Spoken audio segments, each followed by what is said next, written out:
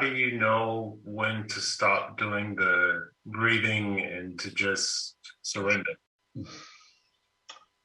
Well, you surrender all the time, just more and more.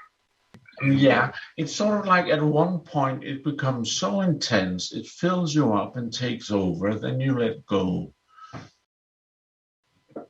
So you're in control up to a certain point, then the Shakti takes control, and then you just surrender to that. Love and Shakti.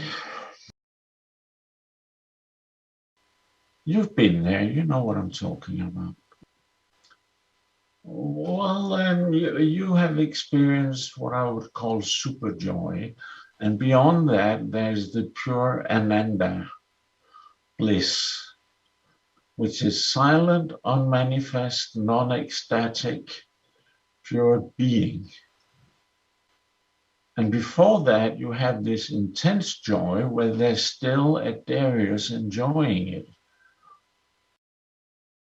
Yeah, and you have to go beyond that. It'll come, you know. Yeah. Just stick with it, and as long as you're going deeper, and then you can periodically try to stop the technique and just let the Shakti or joy or bliss or whatever fill you, light fill you, fill the body, I mean. And surrender to that, and that'll take you a little bit further for, I don't know, it could be 10 seconds, it could be 10 minutes, who knows?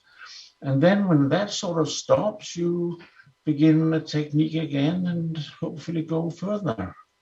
You could start the technique, then stop for half an hour, then start again.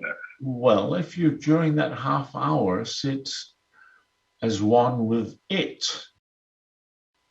and there's nothing but supreme bliss, and no one who experiences it, then fine. Right. But as long as there's an experiencer, you have to let go of the experiencer. Just have your awareness, as I told Irina, completely full of the Shakti, love, bliss. Right. You'll figure it out. It takes time. Yeah, I mean, be patient, it'll come. It is not. There's no experiencer, so it's not an experience.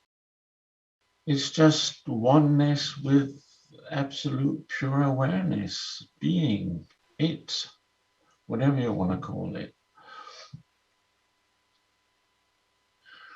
It'll grow. Because the more we go into that, the more you're making a game, a project out of it. Just let go of everything. Let go of every concept, every understanding, every reflection, any analysis. And you can't do that unless you have a connection with the bliss established or with it established. And then you can sink into that. That's another word for surrender.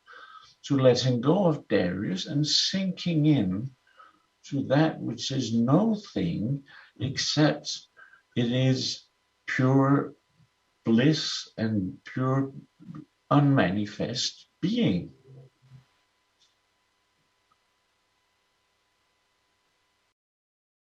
Yeah, you'll have more experiences of it. Be patient. Be in the self. Darius is never going to get it. It's not possible. It's a contradiction of terms.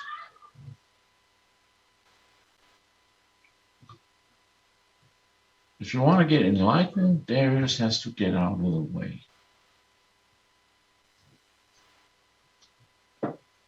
You're not Darius. You're not the body. You're not Darius.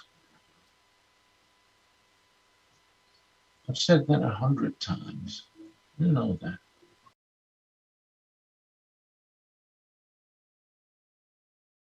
why identify with it? Just let it be there. Don't care about it. Just don't get involved with it, because it's not nice to be involved with it. So just leave it and get out of it.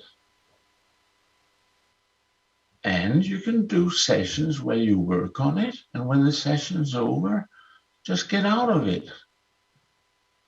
When you meditate, you get out of it, and when you're in therapy, you get into it and work with it. Nothing wrong with that. Talking about suppressing or ignoring anything, you should deal with your shit. But when you meditate, forget about everything. It'll be there present in the Darius mind, sure, but it's not you. You're not that. It's just a machine that's got cranky for some reason. So just step out of it and drop out into no thingness of the self. And from there you can witness the pain and cranky machinery of the Darius mind. But don't deal with it, just let it be when you meditate. Yeah, don't mix therapy and meditation.